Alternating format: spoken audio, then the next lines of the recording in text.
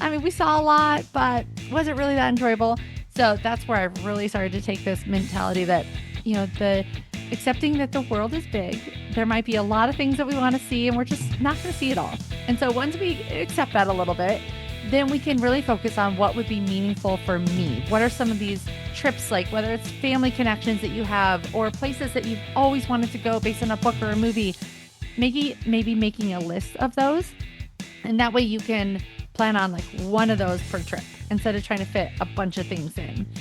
Welcome to the Teacher Money Show, the podcast dedicated to helping teachers navigate your unique financial challenges and unlock your financial superpowers. I'm your host, Shaun Morgan, a full-time educator and personal financial coach and speaker.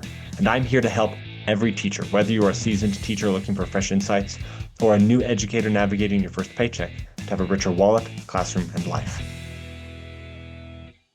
I'm super excited to have Suzy May on the show today. Suzy is the host of the Wander World School and Slow Family Travel podcast.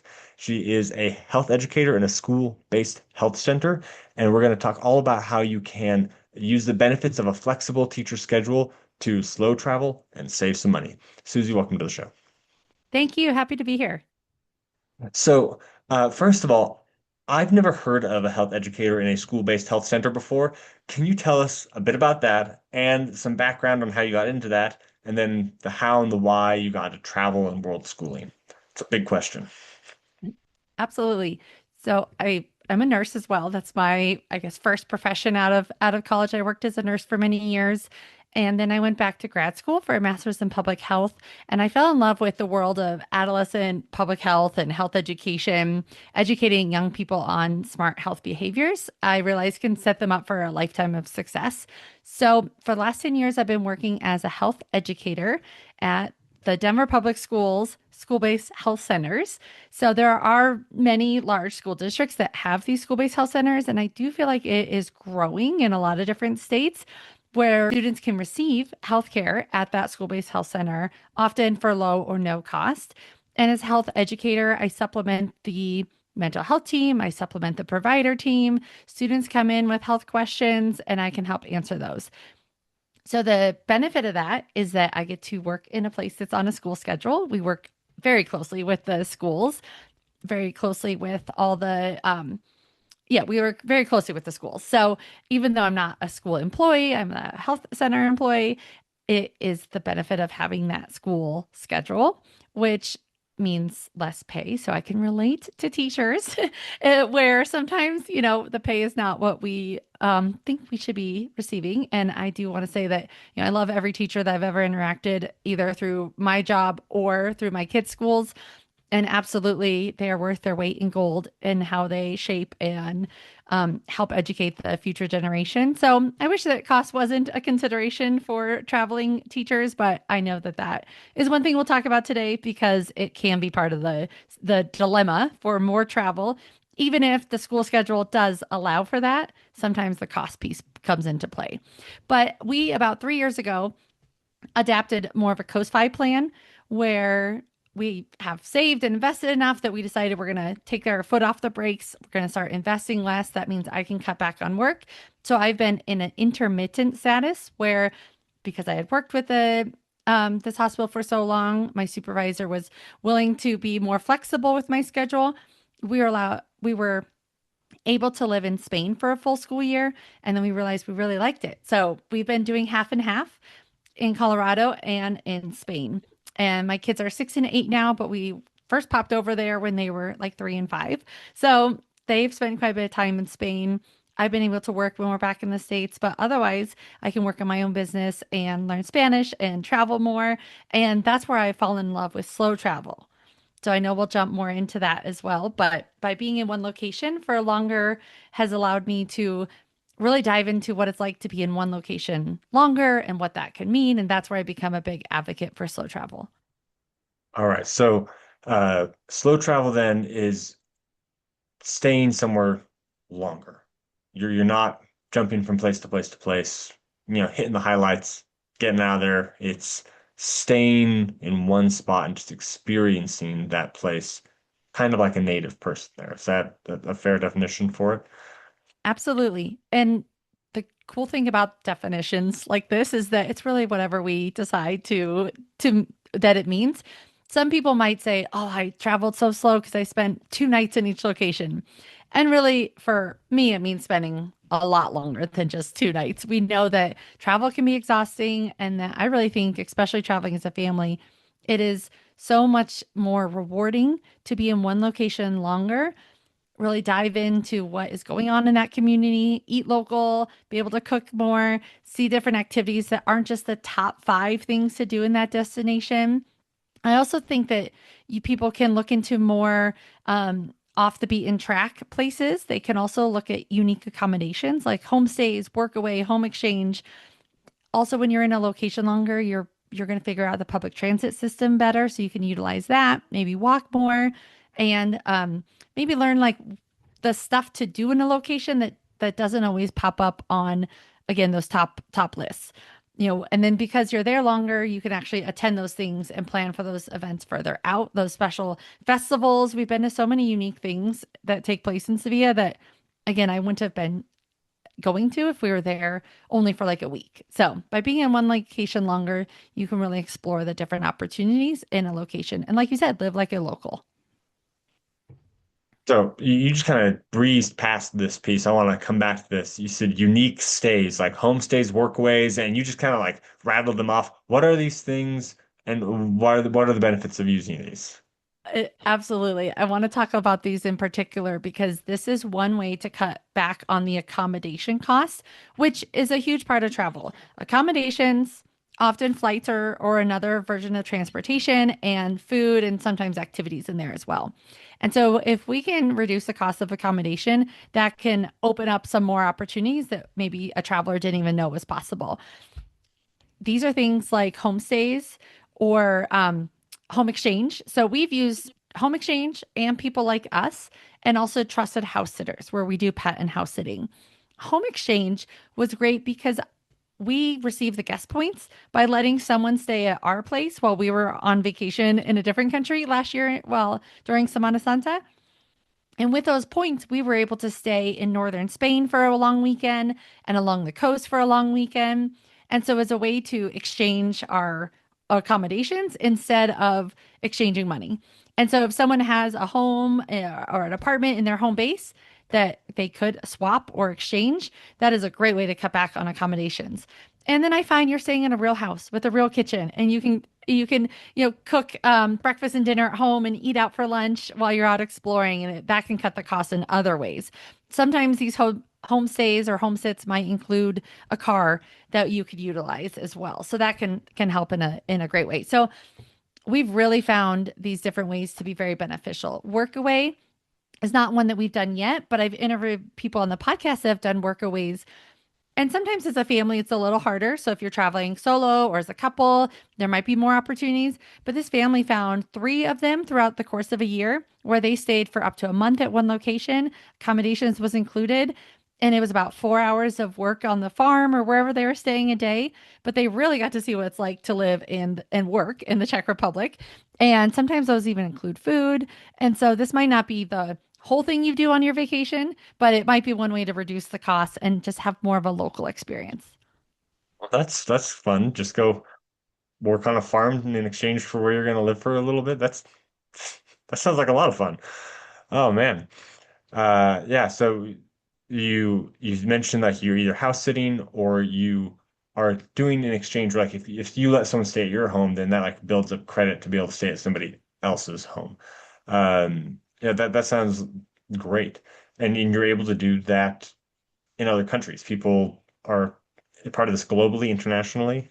Yes, we found that actually by having our apartment in Sevilla, which we sublet when we're not there. But then even when we are staying there and we're gone for a week or two, we can have people stay there. And of course, we cleared that with our landlord. And but I first learned about it by a friend that was living in Brussels area, and I was like, "Wait, you do that even though you rent?" And she's like, "Yeah, just as long as you clear it with your landlord." And the cool thing about these programs is there's reviews, people are background checks, all that stuff. But it's also an exchange. So if you're swapping houses, you're just at each other's house. You're going to take good care of it. or you're earning points, or again, they're built a little bit more on the premise of mutual trust and community and exchange between people, and not just the financial advantages that come with it. But that is a key part to consider. From the US, it might be a little harder, but this is where teachers that have like a longer summer break and maybe a little more flexibility there could look at doing a longer exchange with someone from Europe, families that are on that same schedule, or other teachers that are willing to do an exchange. The trade off is flexibility. So you might not get the exact dates and the exact location, but if your goal is to travel more and you're open to different possibilities and you're flexible on the location, it can really open up different doors that you wouldn't have even expected. I love that. Just the trade-off is flexibility. That's such a great little tagline there. Just like you're not looking for the Instagram perfect destination. That's not the whole idea here. Uh, and let's be honest, a lot of those things are overcrowded anyway. Instead, you're going to somewhere unique, somewhere new, somewhere that you might not have even thought of going to, but you get to not have to spend an arm and a leg on accommodations while getting to really experience that locality. That's such a cool piece. And all you have to do is just be like, well, I'll change my dates a little bit. And once again, because of our unique schedule as teachers, we're definitely able to do that because you got the whole summer to be able to kind of flex around. That's awesome. And I will say, if you're flexible with also the holidays, of course, the Thanksgiving break, the winter breaks, there are so many house sits for people that are looking for sitters. That's a great time to start. That's when we started with Trusted House Sitters about 3 or 4 years ago. We did a local sit. I went over and met them ahead of time because, again, I had no reviews on the website. We stayed with their two adorable cats over Thanksgiving in a different part of town. And again, my kids were very young then, so it was just something different, and they loved playing with the cats. And this last Thanksgiving, we did a sit up in the mountains. We took care of three dogs, two cats, nine chickens, a mini donkey, and a horse. So that was our most ambitious one yet. But it was cool for my kids to see, oh, this is where eggs come. Like literally, these chickens hatch. Like these are eggs that we then baked with. So that was something that I can't really provide them that experience in other contexts. So it was great to have that opportunity where we were doing this house sit and got to experience that. I will say we've also set our home up in Denver for Airbnb. We don't do that with our apartment in Spain, but we've practiced over the time. Our first trip was to Canada for 2 months over the summer. We just road tripped up there in 2022. And that was our trial run to set up the systems to rent our house out. And pretty much anything we spent in Canada was how much we made here. So we were just swapping those accommodation expenses. And if we had known about house sitting then, I think we could have even broke even more or made money on this trip in accommodation sense. And it allowed us the opportunity to set up those systems where we lock our private stuff away. We have the cleaner in place, we have the local thing, the neighbors helping out, different systems that we've set up over trial and error for some of it.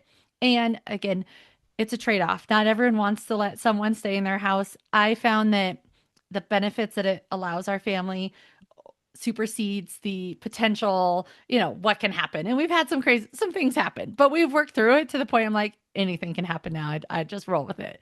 But it allows this opportunity to live half the year in a different country. People that have whole summers off might want to really just take advantage of being somewhere else and, renting their house out. If you're in a location that's a big travel destination, you're not going to have any trouble filling that with a short-term rental in the summer. All depends on your local jurisdiction. I love that Denver says if it's your primary home, you can do that.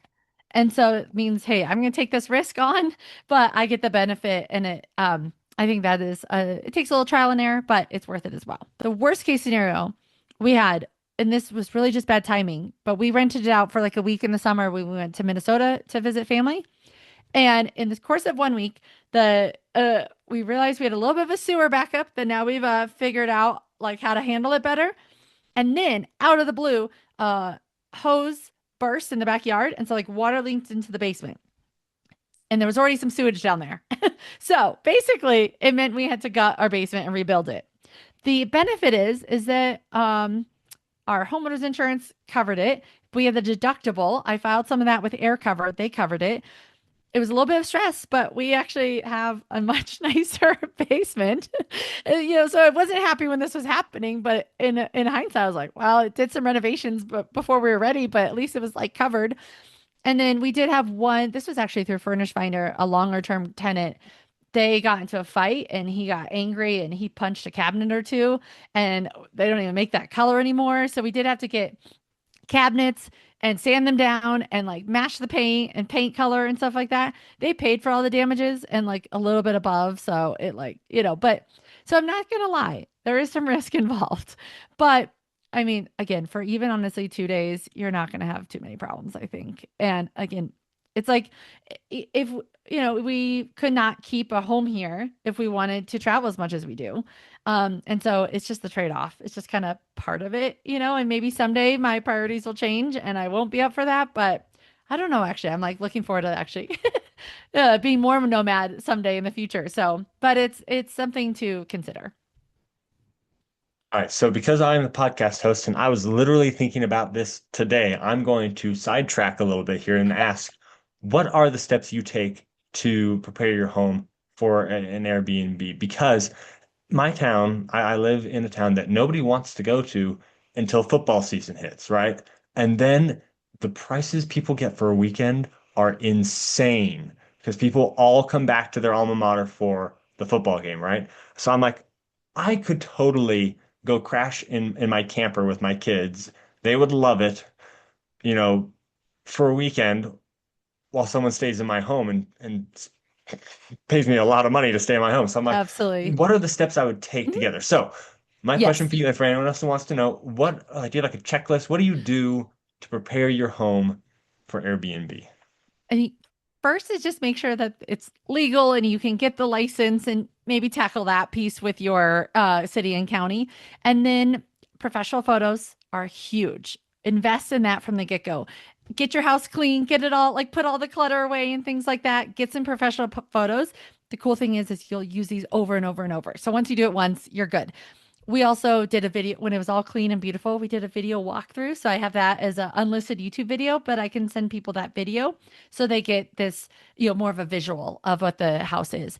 And then once you have your photos, you could set up your listing and shop around, see what the price point is for other people. Again, if it's like those big ticket weekends, people might be even paying more than you think. And so you don't want to like underprice yourself.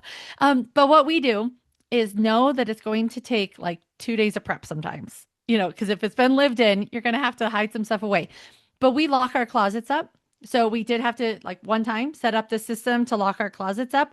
And then we have these you can just like pull in these hangers and like the luggage racks. So we find that for just a weekend, people are not really unpacking even.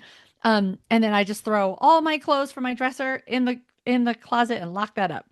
And then we do lock up a couple of the kitchen cabinets with these like kid-friendly magnet locks that were pretty straightforward. And I will say this also does force us to say like decluttered a little bit throughout the week if we are between sits. Again, we only do this infrequently, but you might find over football season that this motivates you to like keep some of the clutter out during the week as well. And then we have the cleaner come. So we do have a professional cleaner do the full deep clean. And we'll help her like that day. I'm usually not there and I'm like remaking the beds. And we have linens that we use just for Airbnb guests and then not ours. And then so she'll do all the big cleaning. I get the beds ready. We leave and the people come there, check in, and we could set up there's some great Facebook groups that you can learn like, oh, the best way to have your automated messages. But once you set it up, it's pretty straightforward. And then we find that people, especially if they're there for just a weekend, they're barely using the place. And so we come back when it's done and it's like just as clean. And all I have to do is wash and remake the sheets or the beds with the linens we use and save the other ones for the next time. And it's like back good to go. People sometimes leave food there that I'm like, oh, this is nice. We do try to clean out the fridge a little bit and we leave the condiments and all that stuff. So it is a little bit of work to get it all set up the first couple times, but you learn trial and error what works best. We also don't we lock our garage away so we can like keep stuff in there much, just throw stuff in there somewhat and then we have a keypad lock. So that's really helpful. You could just set a keypad for the time frame that the person's there, usually their last four of their phone number through Airbnb. And then I would just want to be available while they're there. So that's important to be accessible. So maybe don't go camping where you don't have service. But if you're nearby, especially if something, comes up, you can go help with it. So hopefully some of those tips are helpful. I just wanted to clarify one thing. When you're putting those like locks on the kitchen cabinets, are those like say like, these are the things that we don't want you using, or just like generally protect stuff? Yes, we have a couple like in the kitchen that we lock away, and we have I bought like $10 on Facebook Marketplace this like label maker thing. And so I have actually labeled, cups and honestly people come to our house and like this is so helpful to have like your kitchen labeled. But I find that that's really helpful when I go places that I know where things are. And we just put like owner's closet. And so, that they know that this isn't for them to use. And then we have one in the bathroom that we do. And then the closets, we do also have that, and like they can see that it's locked. And so, I think that that's very reasonable as long as you're still giving people a place to put their stuff, whether you bring in like just a temporary clothes hanger or at least like a luggage rack for them to put stuff, that can be helpful. But if you label it and say just owner's use, I think people are pretty used to that seeing that. We did create also, there's a QR code and I have a home information document that should answer a ton of questions about using everything. And, like we have a hot tub. So I have like instructions posted there, how to use the remote, how to use the laundry machine. So again, it takes a while to put up some signs and stuff, but I don't even notice it when we're here that we have a few signs up. And that it can be really helpful though to just make it easy on people. Yeah, I love that. This is so helpful for anyone who wants to do this. Just like making sure you hit these important preparing pieces. I think my top takeaways were first getting it legal, of course, but like professional photos. Too many people are just like throwing up some terrible photos and like, do I really want to stay there? Professional photos, huge. Locking away your stuff and labeling it like don't go in there, but make sure it's actually locked.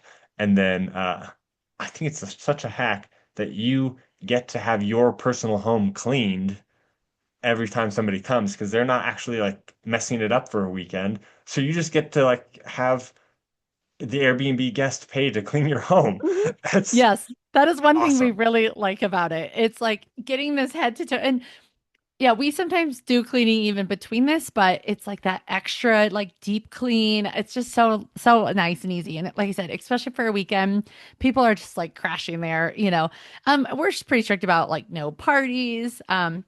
We have like a camera that we do advertise because you're supposed to, of course, but like just as people walk in, we've never really had issues with like people partying and things like that. That is certainly something for like just weekend stays. And, maybe you want to consider what verbiage you use to prevent some of that.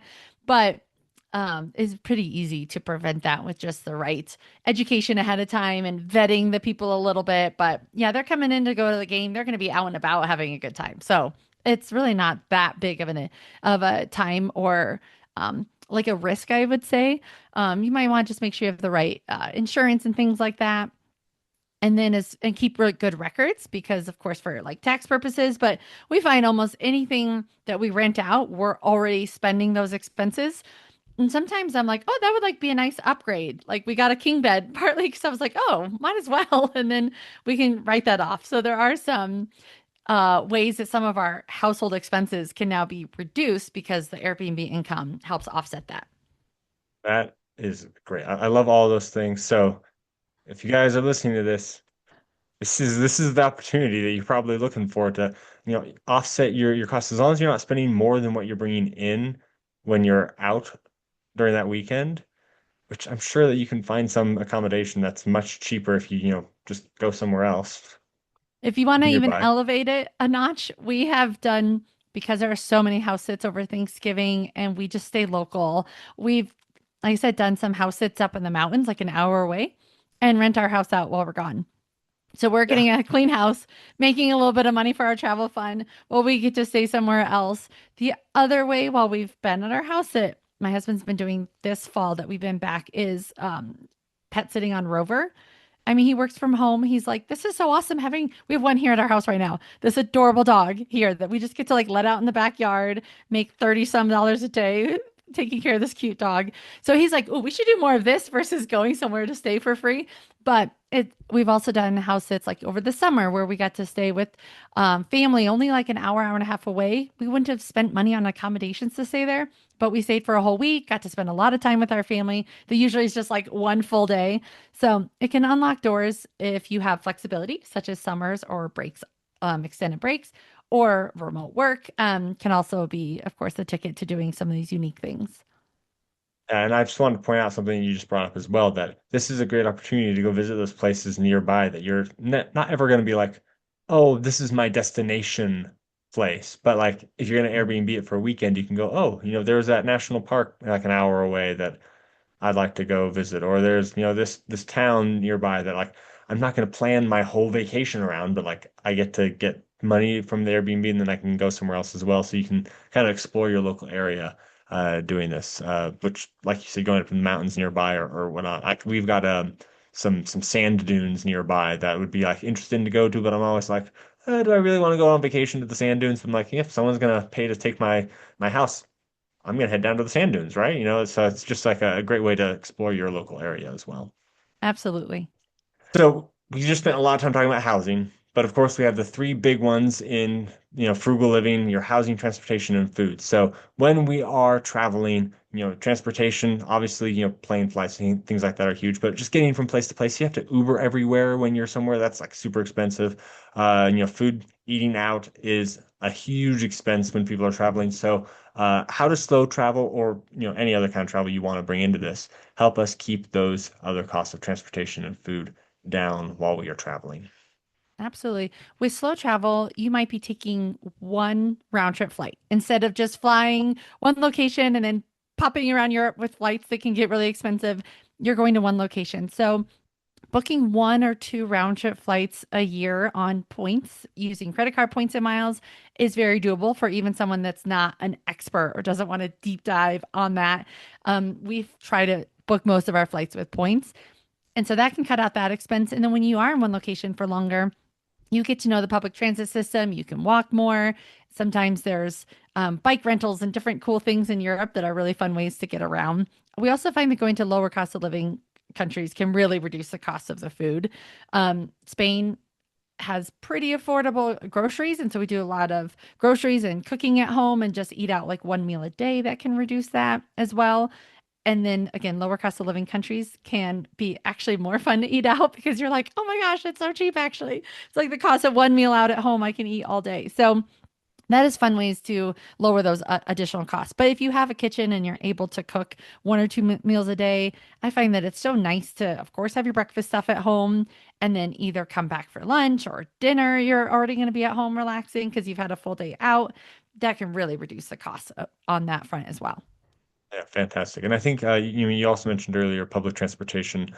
People seem to be afraid of taking public transportation when they go somewhere. They always want to take, an Uber places. But, I've found that like, especially when I'm going to like a city that has a really good public transportation, I can get around that city for like pennies compared to, an Uber trip half a block away would be more expensive than taking public transportation. So I think that's another huge one as well. And as Uh, part of living like a local, you get to see how people really do get around. And of course, most places there are like locals that have cars and different things.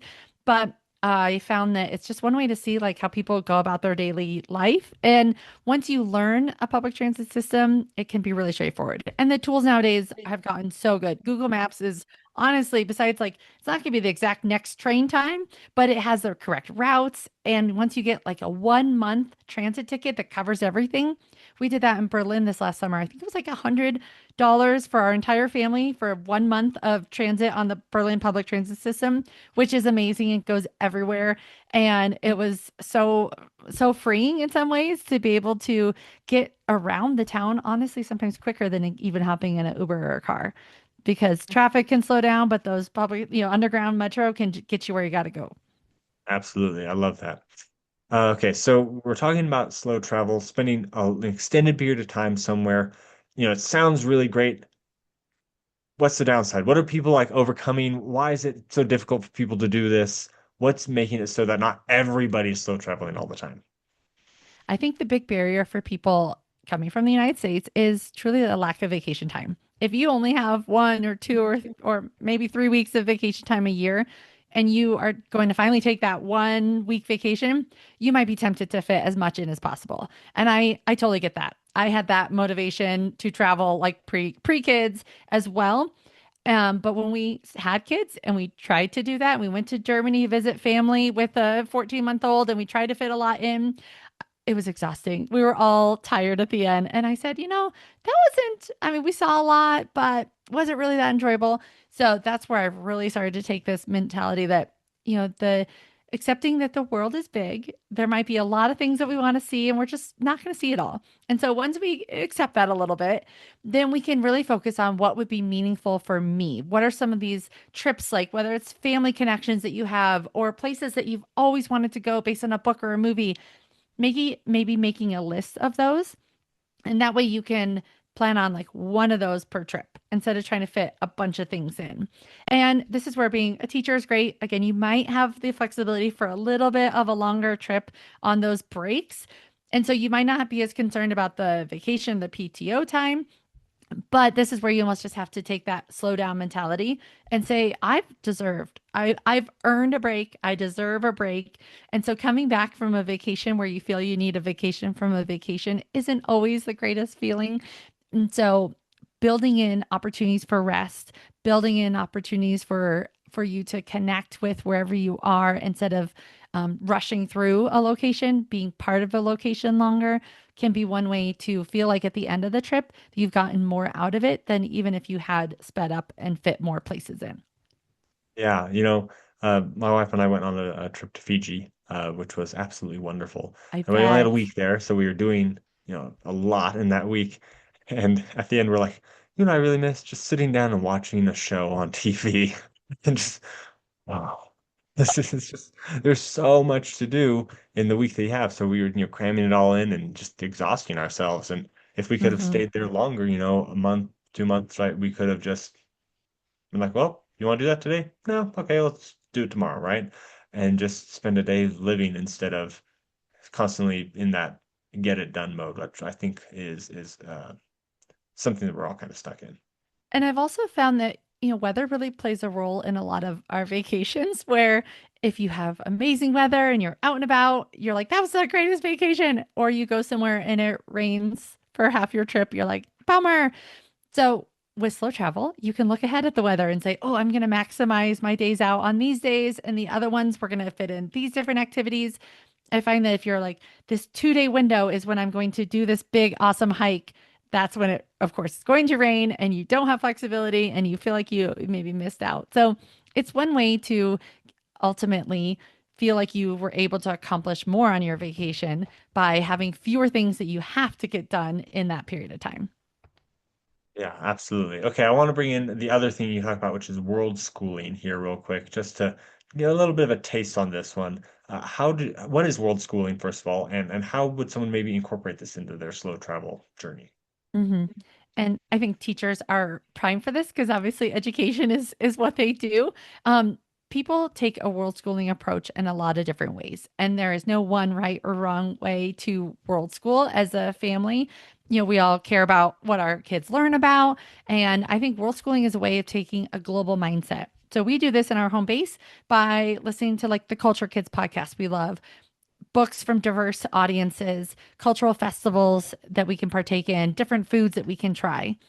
And then it's really fun to take education on the road with as a family. So world schooling can look like joining different pop-up hubs. So 7 days where you're with other traveling families, the kids are playing, the parents are talking. My kids are going to museums that I know they would not have paid as much attention if it was just us, but now there's another group of kids that they're traveling with. So those are really fun. Some people take a gap year where they go to different locations and they really slow down like a month in each location. Maybe their goal is language immersion. That's a big goal of ours, which is one reason we are in Spain so that my kids can learn more Spanish, as well as they're in a German school because that's what my husband speaks. And finding a German Spanish school in the US is nearly impossible. So our goal was multilingualism. There's a lot of ways that people might take to world schooling. They're following an online program. I've had teachers that get hired and they travel with like maybe I think the one organization, they have like maybe 5 or 6 families at a time, and they hire a teacher who gets to travel with them. So the teacher does, programming that is based on that community. So that's kind of a fun job. I was like, oh, I wish I was like a teacher, before I had kids, I would do something like that. So there's a lot of ways to incorporate a global mindset into an education. And certainly when you're traveling, that's a lot easier to do. And this is where, if you have longer periods of time, you can participate in summer camps, perhaps in different locations. So, Sevilla, Spain, I see the ads go up around May of every year for all the summer camp opportunities. Honestly, they are so affordable compared to camps in the US. And maybe you could stay in one stay and your kids get to go to a summer camp. And almost every country has English schools that put on camps as well. So, like, let's say your kids don't speak that host country language. Someone at that English camp will speak English, and I bet they'll be excited to have this, native English speaker that can participate in the camps. So that is one way to really slow travel while getting some childcare so that the parents can relax as well. So there's a lot of different ways to world schooling. I love hearing on my podcast about all the different ways that families do it. So if that's appealing to people, they can always check out the Wander World School podcast. I will also say something for teachers that I was a participant in when I was in high school was a school trip through EF. I think they still do stuff. I also went through People First, I think it was, on a swimming trip. And I worked really hard to get these opportunities. I saved up my own money to go to like a London, Paris, or Rome trip in high school and go to Australia. And we had teachers that were leading this. And I don't doubt that it was not stress-free for those teachers to be leading these trips, but they were participating. They were getting this travel opportunity in, and I presume we're getting it, free and hopefully even getting paid for it. So that might be another way to put more travel in your life is to balance it with the work side of it. Yeah, so my friend Brittany is at travelingteachers.co. She has the Oh whole yeah. thing about how you can travel as a teacher and get Yeah. free, paid, all that stuff. So I have a whole episode with her I that I will link in the show notes at yes. teachermoneyshow.com/podcast. You can get the link to that episode there, or you Yeah, can just go to the description. she had so many good tips and advice on that. I listened to that because I was like, "Oh, I want to learn." Because I was, I've always thought like maybe someday I could do some teaching to stick to this school schedule. I really like having some breaks built in. I think it's a good way to balance work with life. Yeah, absolutely. All right. So, Susie, we are wrapping up here. Just got the last little bit here, a few more questions. Let's say a teacher's new to this whole thing and they want to get started. What would you say is the first step towards slow travel? First step is accepting the world is large and you're not going to get to go everywhere. And so it's okay to pick one destination and really slow down and make the best of that location. That it's okay to not follow the latest travel trends and find trips and destinations that are meaningful for you. And to build in unique ways to make it happen is a way to build even more connection in that travel. I find that, especially with my kids, they don't remember every destination that we go to, but they remember playing soccer while we're eating dinner in this plaza with the local kids. And those are opportunities that you get when you get to slow down and be in a community for a while and build some trust and connection with people. I love that. Okay, Susie, last two questions for you. Same questions I ask all of my guests. First one is if someone wants to contact you, ask questions about how they can, get involved in slow travel or with world schooling, what's the best place to contact you? The website is SuzyMayWander.com. And on all the social medias, it's Suzy May Wander or SuzyMay.Wander.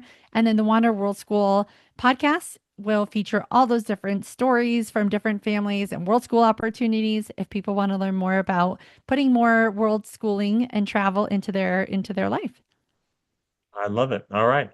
So then my final question is, what is your number one tip for teachers to have a richer wallet, classroom, and life? Well, I'll take this as an opportunity to say thank you to all the teachers since I am, again, not one. I've been very lucky to work a teacher schedule, so I've appreciated that. But first, please know that there are so many parents that value the love and the care that you provide to your students. And, if I could make COs have to put on a bake sale instead of a school, I would. But I think there's a lot of value and meaning that teachers and pride that teachers take in their work. And as a parent, I just want to say thank you for all the love and care you put into the students. All right. So just know, everybody, that you are cared for. This is the type of stuff that makes us have a rich life, not our money. It's that connection, that community, that love that we get by that we have when they have that relationship with our students and their families. It's just a powerful, powerful thing. Well, Suzy, thank you so much for coming on the show. This has been a ton of fun. Thank you so much for letting me share my love for slow travel and all the wonderful teachers in this world. Thank you. Wow, wasn't that a great show? Thank you, Suzy, so much for coming on the show. Now on to my cliff notes, my top takeaways from this episode. Now, there were a bunch of things, so I'm going to try and organize them. If I get off on the list, I apologize. But the first thing is you reduce the big three. So we've got reducing housing with, homestays, home exchanges, workaways, like going to a farm and working for like, half the day and then getting to just explore the other half. How fun would that be? That is a huge way to reduce that. And then we talked even deeper on Airbnb in your own home while you're gone, so that way you can offset the cost of your travel. Now, I'm going to do a whole other piece on that one because we talked about it for such a long time, but all those things are ways to hit the first of the big three. The second of the big three is your transportation. There weren't a lot of pieces on this, but if you're somewhere where you don't have to rush from place to place, you can use that public transportation that might be a little slower. You can bike around instead of Ubering from place to place. You can walk. These types of things lower your transportation costs while you're traveling. And then, of course, the third piece with food, buying local, cook your own food, travel places that have low cost of living so the food's less expensive. All those things are ways to reduce your food costs while you are traveling. So that's my first main thing is you can seriously cut down on the big three while traveling if you are doing slow travel.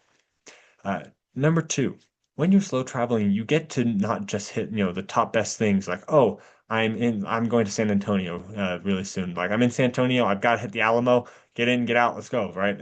I can instead go to a whole bunch of different places and try and experience what locals really enjoy, and not just, hitting the things that show up on TripAdvisor's top, places to go. Like festivals. I love this idea. Plan around an upcoming festival for a place. And that way you can get in, get a long stay somewhere through the festival. That way you don't have to worry about, prices getting jacked up. And especially if you're doing an exchange, you don't have to worry about the price at all. And you get to enjoy the festival and have a place you can go back to. That's not just a, cramped hotel. It's fantastic. And also you get to hit those out of the way places, places that might take a little bit longer to drive to. So it's a whole day trip, but you still get to experience it because you're not stuck feeling like you have to maximize your time. All of those things are a fantastic way to experience the world when you're slow traveling. Number three, the trade-off is flexibility. I thought this was a very nice soundbite because it's really what it's about. If you can be flexible, you can have less expensive, more enriching, and more fulfilling travel.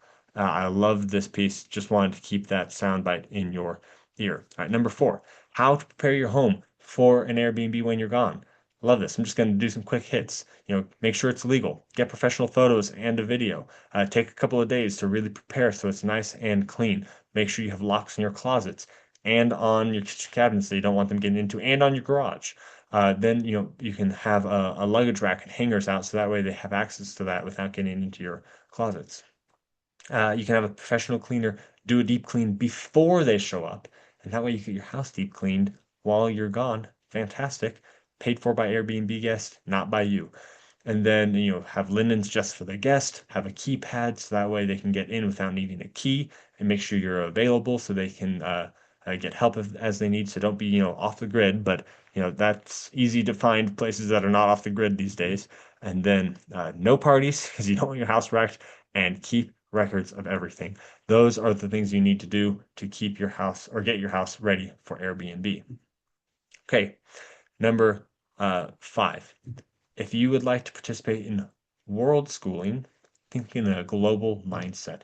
There's just so many things you should be listed. I don't want to try and list them all, but just start thinking about how you can participate as a global citizen, through schools that are there, through summer camps, through language immersion, whatever it is you want to do, start thinking globally if that's the way you want to go. And then, of course, the last takeaway is the world is large. You won't get to go everywhere. It's just not going to happen. So find those places that you really want to be. And who knows, you might find a place like Suzy has that you love so much you don't want to leave. I know many people that have done that, who just fall in love with a place and want to be there all the time. And that is something that you can experience using the flexibility you have as a teacher with a long summer break to do these slow travel methods and really just experience the world in a new, better, and unique way. And as you do this, remember that as a teacher, you are already rich. Your wallet just needs to catch up. If you would like help on your personal financial situation, go to teachermoneyshow.com/coaching and you'll be able to find different ways that I can help you there. If you would like to participate in spreading this message of financial empowerment to teachers, I would encourage you to talk to your administrator or to your district level about going to ShaunKMorgan.com to find more information there.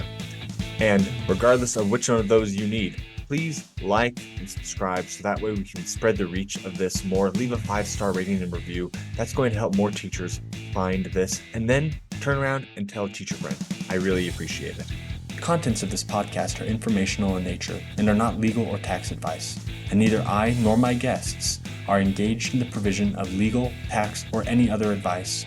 You should not act upon this information without first seeking appropriate advice from an accountant, financial planner, lawyer, or other professional.